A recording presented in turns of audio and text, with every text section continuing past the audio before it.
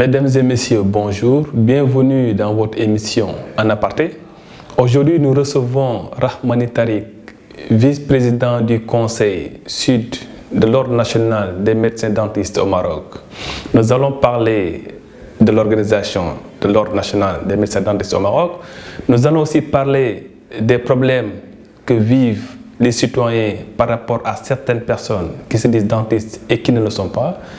Entre autres sujets, nous évoquerons aussi la loi du Darir qui date de 1960 et jusqu'à présent qui n'est pas changée et beaucoup d'autres questions. Monsieur Rahmani Tariq, bonjour. Bonjour.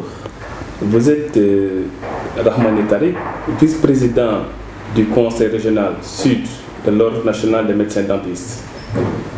Comment vous pouvez vous présenter les internautes de Panora Post? Alors le Conseil régional Sud, en fait, il fait partie de l'Ordre national des dentistes, des médecins dentistes plus exactement. Alors l'Ordre national des médecins dentistes, il est constitué de 33 membres qui sont élus par les praticiens donc, lors d'une assemblée générale. Pour un mandat bien défini. Les 33 membres, ils sont dispatchés en 3 conseils. Donc il y a le conseil national qui contient 13 membres et 2 conseils régionaux.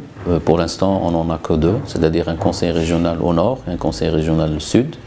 Et chacun est constitué de 10 membres, chacun, donc le total, il fait 33 membres. Alors ces 33 membres, comme j'ai dit, ils sont élus par les praticiens. Donc il y a des praticiens en exercice, donc autorisés. Et il y a des élections qui se font on va dire, dans 2 régions, puisque la région du Nord fait ses élections pour les dentistes du Nord et la région du Sud fait ses élections pour la région du Sud. Pouvez-vous revenir un peu sur les statuts, l'organisation, comment ça passe en fait, le mandat c'est pour combien de temps, qui vote le mode d'élection et qui sont les membres qui siègent au niveau du Conseil? Alors pour les élections, d'abord le dentiste doit avoir au moins 8 ans d'exercice dans le secteur privé pour être éligible à se présenter déjà aux élections. Le mandat, c'est un mandat pour 4 ans, sachant que il y a eu des changements au niveau des textes de loi et maintenant un membre n'a plus le droit de siéger dans le même conseil pour plus de 2 mandats, c'est-à-dire qu'il doit terminer au maximum de mandats et ne plus se présenter dans un conseil, par exemple dans le conseil régional, mais il a le droit d'aller se présenter dans le conseil national s'il le désire. Le mode, on va dire, la façon pour faire les élections, c'est un suffrage direct, c'est-à-dire qu'il y a une liste de candidats qui est établie quelques mois avant le jour des élections et les dentistes se déplacent pour voter selon, on va dire, leur désir. Pour faire élire le candidat ou les candidats. Donc ils peuvent voter pour 1, pour 10, c'est un choix à faire. Ensuite, il y a un classement, bien sûr, et ceux qui sont classés, on va dire, par exemple pour le Conseil régional Sud, les 10 premiers peuvent constituer déjà le bureau. Et une fois que les 10 ont été choisis, ils font on va dire une réunion interne pour élire un président et faire le dispatching, bien sûr, des postes, sachant qu'on a un poste de président, de vice-président, de secrétaire général et de son adjoint, de trésorier et de son adjoint, et de 4 assesseurs pour constituer tout le conseil régional. Pour ce qui est bien sûr des membres élus, on a également des membres qui sont délégués par d'autres ministères, le ministère de la Santé, secrétaire général du gouvernement c'est-à-dire qui met en place on va dire un conseiller juridique on a un membre qui représente la médecine dentaire militaire, on a un membre qui représente l'université au niveau du Conseil national. Donc on a, on va dire, pas l'intervention, mais la présence de personnalités à l'extérieur de la profession de médecine dentaire libérale, qui ont, on va dire, qui sont là en tant que conseillers pour voir si les choses sont dans le bon sens. C'est-à-dire qu'ils sont convoqués pour assister à toutes les réunions officielles, que ce soit du Conseil national ou du Conseil régional. Sauf que le Conseil régional, on a, d'après les, on va dire, les textes de loi, on a juste l'intervention, plutôt la présence d'un représentant du Conseil du ministère de la Santé. Par contre, au niveau du Conseil national, c'est là où on a un peu plus de représentants de plusieurs entités. Est-ce que ces personnes extérieures peuvent voter, ils peuvent amender des choses? On va dire, ils ont un poste de consultant, c'est-à-dire ils sont là à titre consultatif. Ils peuvent donner leur avis, bien sûr, mais les décisions, on va dire, les décisions du Conseil, que ce soit le Conseil national ou les conseils régionaux, c'est les membres, on va dire, élus qui ont le droit de voter. Oui, on peut en fait revenir un peu sur la loi qui régit. Alors la loi qui régit le Conseil de l'ordre, enfin, ou plutôt l'ordre des médecins dentistes au Maroc, c'est la loi 0705. Donc c'est une loi qui a été votée et qui a été mise en place on va dire, en 2005 et qui fait suite à, on va dire, à une période où le Conseil de l'ordre a été dissous. Parce que il y avait, on va dire, un problème législatif, un problème de texte de loi qui posait quelques problèmes de gestion. Donc l'État a procédé à la dissolution du Conseil, enfin de l'ordre des médecins dentistes, le temps de mettre en place la loi 0705. Et c'est après qu'il y a eu des élections. On est, on va dire, dans le nouveau régime suivant cette loi de 0705, on est au 3e mandat. Donc le premier mandat a été, enfin on est au 3e mandat plutôt, le 3e bureau. La loi du Darir de 1960, que dit cette loi? Alors c'est une loi malheureusement qui est très ancienne, elle date de 1960. Et qui fonctionne toujours. Et qui fonctionne pour quelques professions qui sont encore, on va dire, qui en font partie. C'est une loi qui régissait plusieurs professions au départ, la profession de médecin, la profession de sage-femme et des herboristes, et également la profession enfin la nôtre, c'est-à-dire de chirurgien dentiste ou de médecin dentiste. Bien sûr, la médecine, en général, pour les médecins, il y a eu un changement, donc il y a eu une nouvelle loi, ce qu'on appelle la loi d'exercice, la 131-13. Malheureusement pour nous, on est encore régi par une loi qui date de 1960 et qui est obsolète, dans le sens où entre 1960 et on est en 2018, il y a beaucoup de changements qui ont eu lieu au niveau de la profession, au niveau de la population de médecins dentistes, au niveau du mode d'exercice, et qui ne sont pas prévus par cette loi, enfin ce Darir de 1960, et il faut absolument, il est temps de la faire changer. Et quels sont les vides juridiques actuellement que vous vivez par rapport à cette loi-là? Alors, on peut prendre juste un exemple très très simple, c'est-à-dire l'exercice en commun. Si on prend la loi des médecins, c'est stipulé qu'ils ont le droit de créer des cliniques, de travailler, on va dire, même au sein d'un cabinet, à plusieurs spécialités, ce qu'on appelle l'exercice en commun. Ça, c'est juste un exemple très simple. À notre niveau, la loi de 1960 ne prévoyait pas ça. Parce qu'au départ, un dentiste travaillait tout seul, il était, on va dire, le seul praticien dans le cabinet. Maintenant, il y a les regroupements. c'est une tendance qui va aller vers c'est-à-dire en se multipliant et forcément, enfin, on suit les exemples de ce qui se passe à l'étranger. Quand on voit, par exemple, dans un cabinet de dentistes en France, on peut trouver 4-5 dentistes qui exercent dans le même local et qui sont constitués même en mode de société. Donc ça, c'est juste un exemple de ce qui manque actuellement à l'exercice, et que la nouvelle loi qui est normalement en cours d'étude pour essayer de la proposer très rapidement pour qu'elle soit votée. Donc il faut un changement, et c'est la profession qui, on va dire, qui demande à ce que le changement soit fait. Et vous avez parlé tout de suite de la nouvelle loi qui est en train d'être faite. Qu'en est-il de votre relation avec la tutelle, donc, le ministère? Alors, on va dire, on travaille, tout le travail qui a été fait par l'ordre à partir de la loi 07-05, il se fait en concertation avec plusieurs ministères de tutelle, on va dire principalement le ministère de la Santé et le secrétaire général du gouvernement. Donc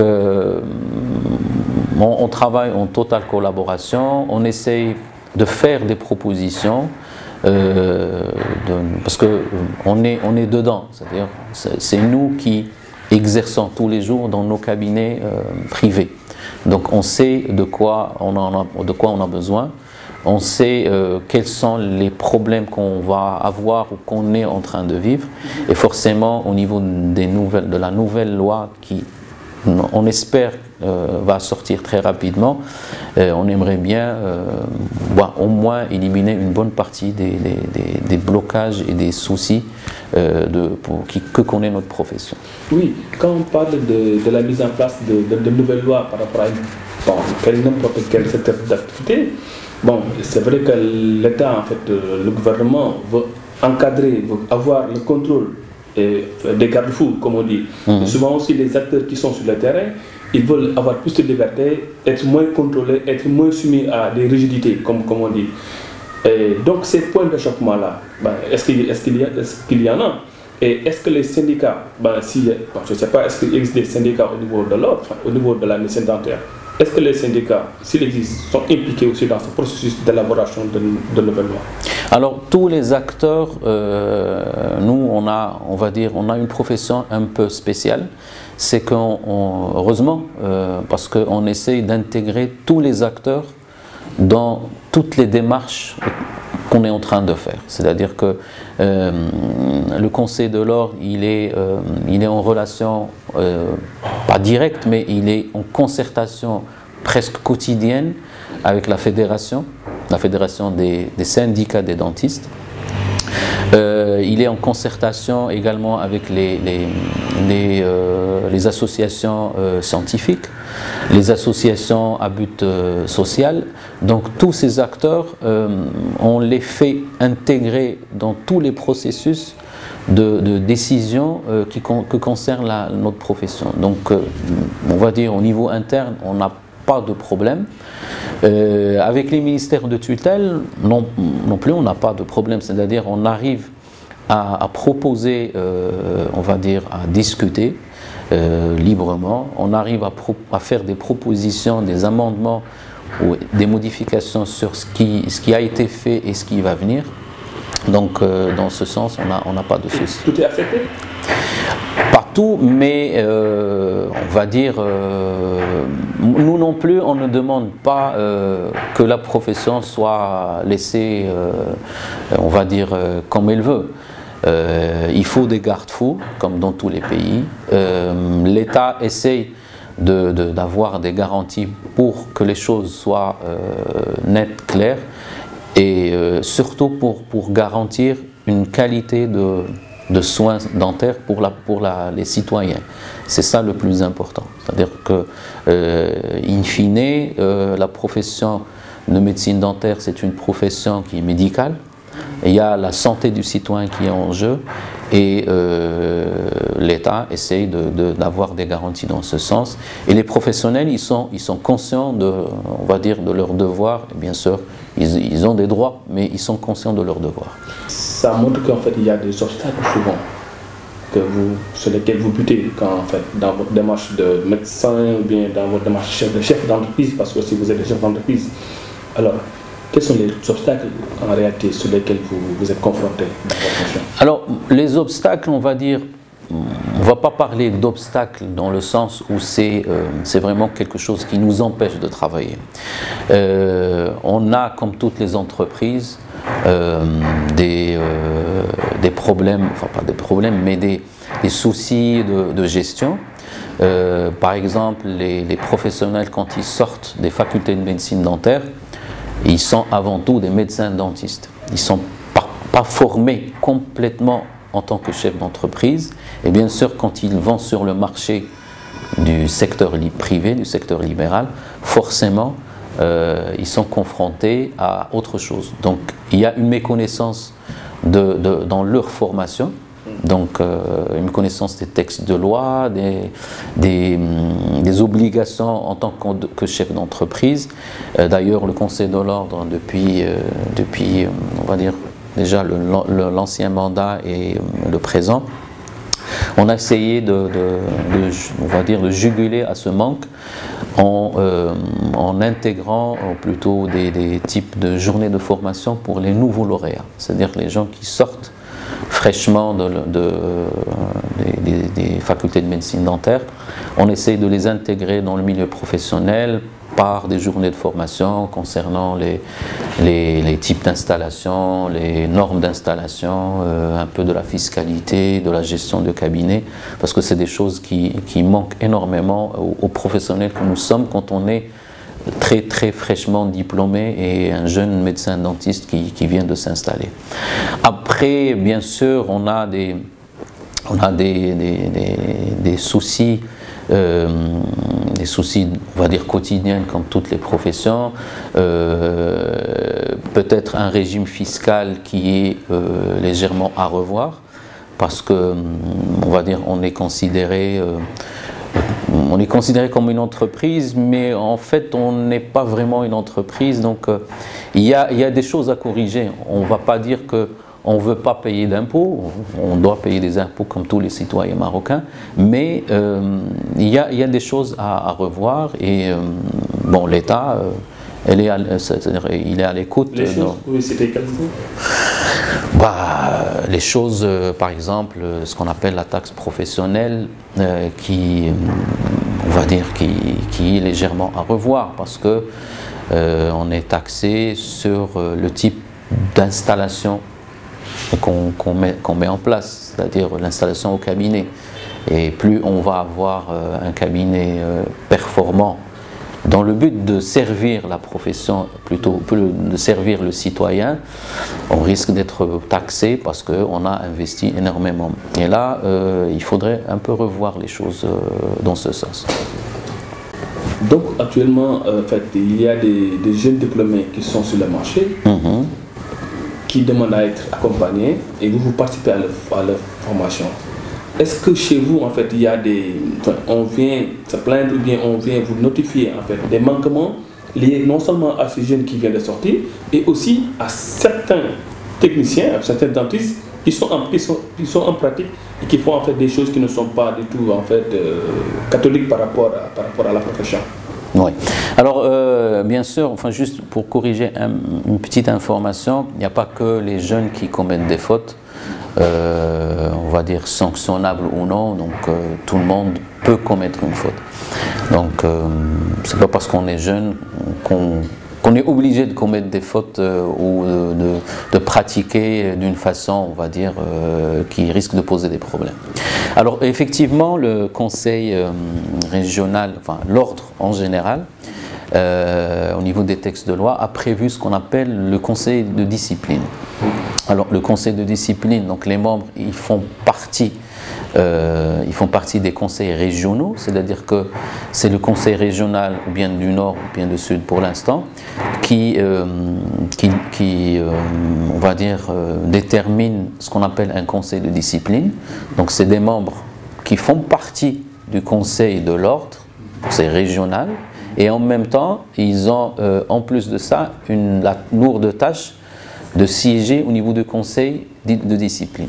Bien sûr, les citoyens ont le droit, donc, comme dans tous les pays démocratiques, comme le Maroc, quand ils sentent qu'ils sont lésés par rapport à un soin dentaire effectué dans le secteur privé, par un dentiste bien sûr, ils ont le droit de porter le dossier, de faire une réclamation, de déposer une plainte. Et la plainte, quand elle répond, on va dire, aux critères de recevabilité, bien sûr. Il y a des critères de recevabilité qui sont définis par la loi. Donc c'est pas le Conseil de l'ordre qui décide sur un coup de tête d'accepter ou non. C'est des textes de loi qui sont appliqués vraiment à la lettre. Alors quand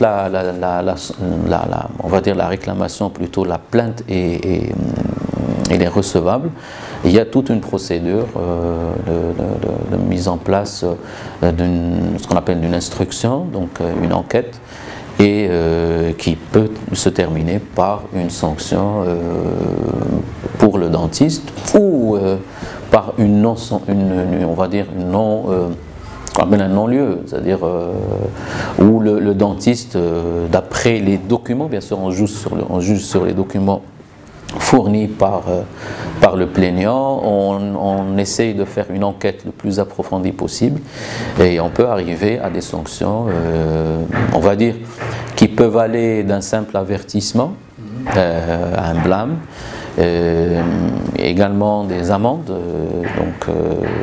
payées par le dentiste, et ça peut aller jusqu'à la radiation totale du médecin dentiste. Ces plaintes ne sont pas fréquentes en fait, en réalité, ou bien il y a des plaintes?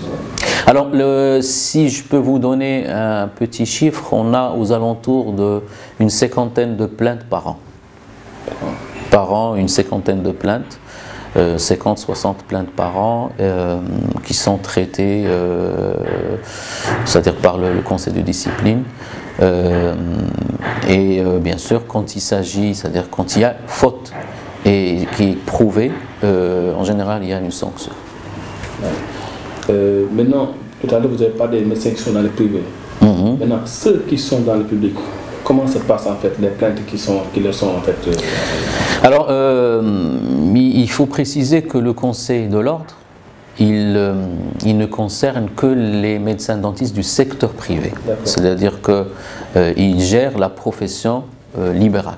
Donc, tous les dentistes qui sont inscrits au tableau de l'ordre, donc autorisés à exercer dans le secteur privé, ils dépendent des textes de loi qui régissent notre profession. Pour ce qui est du secteur public, ils dépendent de leur ministère de tutelle. En général, c'est le ministère de la Santé. Ouais. Alors, donc on reste dans le secteur, alors, dans votre secteur, le privé, on parle de sanctions, on parle en fait un peu de sécurité, comme on dit, parce que pas de sanctions, mais c'est de sécurité. Alors, au-delà des gens qui se sont inscrits au niveau du Conseil de l'ordre, il y en a d'autres qui ne se sont pas inscrits et qui commettent des erreurs. Notamment, on les appelle des charlatans notamment. Alors, comment se passe en fait ce phénomène-là de charlatanisme? Comment ça se passe et comment vous appréhendez ce problème? Alors, le problème de l'exercice illégal de la médecine dentaire, et on va dire c'est une épée de Damoclès sur la tête de toutes les instances qui dirigent la profession de médecine dentaire depuis des années. Au départ, ces pratiquants illégaux, moi j'aimerais bien c'est-à-dire donner cette dénomination plutôt que les charlatans, parce qu'ils pratiquent la médecine dentaire, mais d'une façon illégale. C'est-à-dire qu'ils ne sont pas formés d'abord pour être des médecins dentistes. Il y en a même qui ne sont même pas autorisés par l'État. Mais alors, d'après une déclaration du ministère de l'Intérieur il y a quelques années. Il a estimé, donc c'est des statistiques officielles du ministère de l'Intérieur, donc ce n'est pas un chiffre donné au hasard. Il a estimé à peu près à 3300 pratiquants illégaux, dont à peu près 1700 non autorisés. C'est-à-dire que l'État connaît ils savent qu'ils exercent, mais au fond, au niveau administratif, ils n'ont aucune autorisation. Alors sur les 3300, la plupart, c'est des gens qui ne sont pas inscrits au tableau de l'ordre, parce que pour être inscrit au tableau de l'ordre, il faut être au moins docteur en médecine dentaire. Donc c'est des gens qui pratiquent la médecine dentaire, si on peut appeler ça de la médecine dentaire, qui cause beaucoup de dégâts à la population, qui peuvent arriver même à des décès. Il y a eu des décès qui ont eu lieu, des accidents, on va dire, des séquelles, des dégâts au niveau de la santé, donc au niveau psychologique, il y a énormément de dégâts. Alors, l'État essaye de régler ce problème. Le Conseil de l'ordre, bien sûr, il est là pour défendre la profession de médecine dentaire. Donc, bien sûr, il est là pour garantir à ce que la médecine dentaire soit pratiquée par des gens autorisés. Et dans ce sens, nous, au niveau du Conseil régional, on a essayé d'éditer un petit livret qui s'appelle, enfin, nous, on va dire, on s'amuse à l'appeler le livret vert, parce qu'il porte la couleur verte. Et on a essayé de rassembler dedans tous les textes de loi qui régissent la profession, enfin un aperçu, des photos de dégâts c'est-à-dire, et là on peut voir, c'est-à-dire beaucoup de choses, des photos de pratiquants, comment ces pratiquants exercent dans leur local. Et des statistiques, bien sûr, qu'on a ramenées, de statistiques officielles sur les dégâts, les problèmes de virus de l'hépatite B, l'hépatite C, l'HIV. Donc tout ça, il a été, on va dire, rassemblé dans ce petit livret. Et pour nous, c'est un moyen de communication avec, bien sûr, les médias, avec les décideurs, avec tous les, on va dire, toute personne qui peut aider à solutionner ce problème. On va dire ce problème épineux et on va dire c'est un long chemin, hein. C'est un problème qui date d'il y a longtemps. Mais compte tenu que vous avez donné des chiffres, en fait, donc ça veut dire que les gens sont identifiés. Alors, s'ils sont identifiés, pourquoi il n'y a pas eu de sanctions ou bien une méthode de circonscrire ce problème-là? Parce que c'est vrai, c'est un problème de danger de santé publique qui se pose, parce qu'il y a l'hépatite, le sida, il y a beaucoup de choses qui, au-delà des choses, des conséquences personnelles, il y a des choses virales qui peuvent se passer, la population. Alors, que des sanctions, pourquoi on ne sanctionne pas ces gens-là si on les a identifiés? Alors déjà, nous en tant que, on va dire, en tant qu'instance ordinale, c'est-à-dire l'ordre des médecins dentistes, on n'a pas le droit de les sanctionner directement. C'est-à-dire que, voilà, on peut dénoncer, on peut porter plainte au niveau des instances judiciaires, et la procédure doit suivre le parcours, on va dire, d'un dossier en justice. Donc, comme vous savez, c'est des dossiers assez volumineux, il faut ramener des preuves, il faut déposer plainte au niveau du tribunal, il faut suivre. Donc, c'est un chemin assez long. Et, vous avez tenté souvent? Oui, il y a beaucoup de dossiers qui sont... oui, ils sont sur, on va dire, au niveau de plusieurs tribunaux. Il y a eu des sanctions, c'est-à-dire il y a eu des peines d'emprisonnement contre les uns, il y a eu des peines d'amende contre les autres. Mais on va dire, il y a un petit frein au niveau législatif. C'est-à-dire que il y a ce qu'on appelle les prothésistes dentaires. En général, c'est des techniciens de laboratoire, diplômés, autorisés. Malheureusement, ils n'ont pas encore un statut on va dire, un texte de loi qui détermine qui pratique la prothèse dentaire et dans quelles conditions. Donc il y a un projet de loi, la loi 2415, donc qui est en train, on va dire, qui est en phase finale pour sortir sur le terrain. Et c'est une loi qui va aider à réguler une partie de l'exercice illégal de la médecine dentaire. C'est parce que c'est une loi qui va définir l'exercice d'un prothésiste dentaire, parce que le problème, c'est que parmi les 3300, il y en a quelques-uns, pas tous, quelques-uns qui au départ sont autorisés à pratiquer en tant que prothésiste dentaire, donc un technicien de laboratoire. C'est un technicien qui n'a pas le droit d'exercer et de pratiquer la médecine dentaire, donc de soigner des patients. Et bien sûr, il détourne sa fonction en installant pratiquement un cabinet. Est-ce que ce n'est pas lié au coût qui est là-bas moins cher que ceux qui sont légaux et qui ont souvent des coûts plus élevés? Alors, en fait, cette histoire de coût, c'est l'une des choses, plutôt, les pratiquants illégaux se cachent derrière le fait qu'ils font du social. C'est-à-dire qu'ils pratiquent des prix, moins chers que le dentiste privé.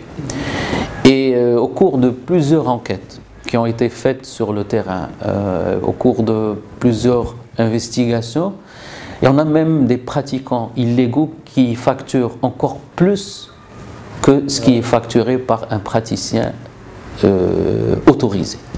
Donc, c'est-à-dire dire qu'ils font du social, donc ils rendent service à la profession, ce n'est pas toujours le cas. Alors le deuxième point, c'est la sensibilisation de la population. Et c'est là où vraiment il faut qu'on essaye de travailler. Parce que il y a les affaires judiciaires. Donc c'est des affaires, donc on sait tous qu'une affaire judiciaire ne va pas être réglée rapidement dans un laps de temps très rapide. Et entre-temps, les pratiquants continuent à pratiquer illégalement et à faire beaucoup de dégâts. Donc l'idée, et bien sûr ça fait partie de la stratégie du Conseil de l'Ordre, en collaboration avec la Fédération des syndicats des dentistes et d'autres instances, c'est de faire de la communication, de la sensibilisation de la population. Parce que très souvent, et ça on l'a vécu, c'est-à-dire on le voit, c'est que beaucoup de gens partent chez le pratiquant illégal et ils ne savent pas que ce n'est pas un dentiste. Parce que pour eux, il a une plaque, c'est marqué dentiste, c'est marqué mécanicien dentiste, il y a plusieurs appellations maintenant. Il rentre, il trouve tout ce que le dentiste, c'est-à-dire a dans son cabinet un fauteuil dentaire, une assistante, du matériel pour faire les soins dentaires. Donc pour lui, c'est un dentiste. Donc il ne fait pas la différence. On a essayé de mettre en place également ce qu'on appelle une plaque unifiée, une plaque professionnelle unifiée pour que le citoyen puisse faire la différence entre un dentiste autorisé où il y a une plaque avec le logo du Conseil de l'Ordre, avec le numéro d'ordre, avec toutes les informations, et c'est une plaque qui ne peut être délivrée qu'aux praticiens diplômés et bien sûr praticiens autorisés à exercer. Et donc on essaye de multiplier les méthodes pour informer et pour sensibiliser la population. Donc, est-ce que la demande aujourd'hui peut être prise en charge par les dentistes légaux normalement, ou bien que faut-il faire en fait vraiment pour couper en fait l'herbe sous le pied des autres praticiens qui sont illégaux? Alors, si on peut donner déjà un chiffre, au niveau du secteur privé, les praticiens qui exercent sont aux alentours de 4000 sur le territoire marocain. Alors, sur les 4000, bien sûr, malheureusement, il y a un problème de dispatching, c'est-à-dire il y a un problème d'installation. Si on prend l'axe Kenitra et Jadida, il y a à peu près 70% de dentistes qui s'installent dans cet axe. Et les 30% qui restent sont un peu éparpillés sur tout le territoire marocain. Donc, il y a une mauvaise répartition des praticiens. Et ça, on le sait, et l'État le sait. Alors, qu'est-ce qu'il y a à faire? Parce que le constat est là. C'est-à-dire les 4000 dentistes sont mal répartis. L'idée serait que l'État essaye de trouver un moyen pour, c'est-à-dire pour faciliter et pour encourager les jeunes praticiens à aller s'installer dans des zones où il n'y a pas assez de dentistes. Il y a ce qu'on appelle la mise en place de la carte sanitaire. Et là, en fait, c'est le ministère de la Santé qui aura la lourde tâche de définir les zones, en parenthèse, saturées en médecins et en médecins dentistes, et les zones où il y a un manque. Mais l'État devrait également encourager ces installations par des incitations fiscales, par des facilités d'installation pour que les jeunes dentistes puissent aller exercer dans ces régions lointaines. Il y a également, on essaye de mettre en place ce qu'on appelle la pratique, ou plutôt la coopération publique-privée. Donc la pratique de la médecine privée, mais pour absorber, on va dire, le manque qu'on peut avoir au niveau public. Donc, et c'est dans ce sens qu'il y a un projet qui a été proposé et qui est encore en cours d'étude de récupérer, ou plutôt de pouvoir soigner les patients, ce qu'on appelle les ramédistes. Donc c'est des patients qui sont économiquement défavorisés dans le secteur privé. Donc même cette histoire de coût, mais bien sûr quand on parle, c'est-à-dire soigner ces ramédistes à un tarif très bas par rapport à ce qui est, on va dire, qui peut être facturé pour un patient non ramédiste. C'est-à-dire qu'on va inciter, ou plutôt on va proposer des services dans le secteur privé pour ces ramédistes qui, pour l'instant, ne peuvent se faire soigner que dans les centres de santé publics. Oui, mais j'ai compris en fait. Mais ce gap, parce qu'il y a une marge qui sera laissée, parce que si après vous taxez 100%, quelqu'un, un patient qui vient dans le privé, et un autre qui était dans le public, qu'on ramène, il y aura une différence. Alors maintenant, ce gap-là, comment vous allez le prendre? C'est l'État qui le prend en charge ou bien c'est... C'est-à-dire que nous, on est une profession noble. Donc on ne cherche pas à... C'est vrai que, voilà, on va faire du social, mais légalement, plutôt en collaboration avec l'État. On va rendre service à l'État, mais bien sûr, pour éviter...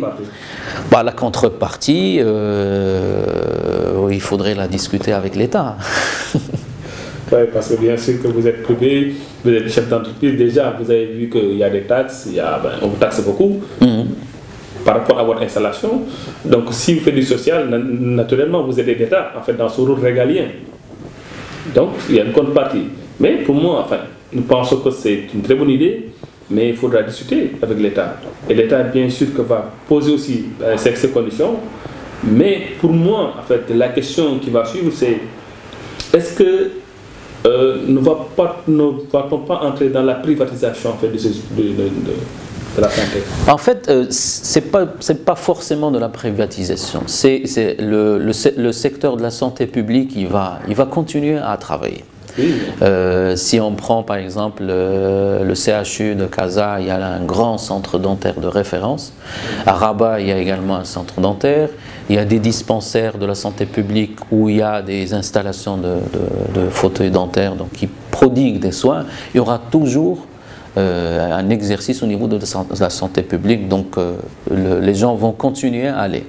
Mais pour les praticiens qui désirent travailler et faire du social, il faut que ça soit, on va dire, bien réglementé et qu'il n'y ait pas de flou. Déjà, l'exemple existe en France. Il y a ce qu'on appelle le CMU, donc la couverture maladie universelle. On va dire pour les gens qui n'ont pas les moyens, qui sont carrément au chômage, il y en a qui sont même pas, c'est des sans domicile fixe et qui arrivent à se faire soigner dans le secteur privé, mais avec des tarifs très bas. Oui, mais en fait, le revers, c'est on dit que là, l'État en fait enrichit les mutuelles de santé. Donc voilà. Si c'est dans le cadre de l'assurance maladie obligatoire, plutôt dans le cadre du RAMED, je crois que les dentistes du secteur privé ne diront pas non à ce volet social, du moment qu'ils vont rendre service à la population. Ça, c'est sûr. Monsieur Tariq, en fait, nous avons notre dernière question. Pouvez-vous nous parler en fait des projets en cours au niveau du Conseil de l'Ordre? Alors, en fait, il y a plusieurs projets, mais il y a plusieurs volets. Il y a un volet, on va dire, qui nous tient à cœur, c'est les textes de loi. Donc, le Conseil de l'Ordre est en train de voir un peu, pour essayer de pousser à ce qu'il y ait la mise en place d'une nouvelle loi d'exercice, à ce que cette loi d'exercice réponde aux exigences de la dentisterie moderne de 2018, qu'il y ait bien sûr des garde-fous, et c'est nous qui les proposons, c'est pas l'État qui les propose, c'est-à-dire que on va mettre des garde-fous pour notre profession pour éviter des dérapages. Le deuxième projet, c'est la lutte contre l'exercice illégal. Alors là, c'est un chantier qui dure il y a des années et qui va continuer encore. Et bien sûr, il y a le volet social pour le praticien. Donc, comme vous le savez, il y a la loi de l'assurance maladie des indépendants qui a été votée. Maintenant, on attend juste la mise en place parce que malheureusement, un praticien dans le secteur privé, il n'a ni couverture médicale ni retraite. Donc soit il essaye de faire des choses soi-même par le biais des assurances privées, par des épargnes retraite dans le secteur privé, mais il n'a aucune couverture universelle. Donc on attend impatiemment la mise en place de ce projet.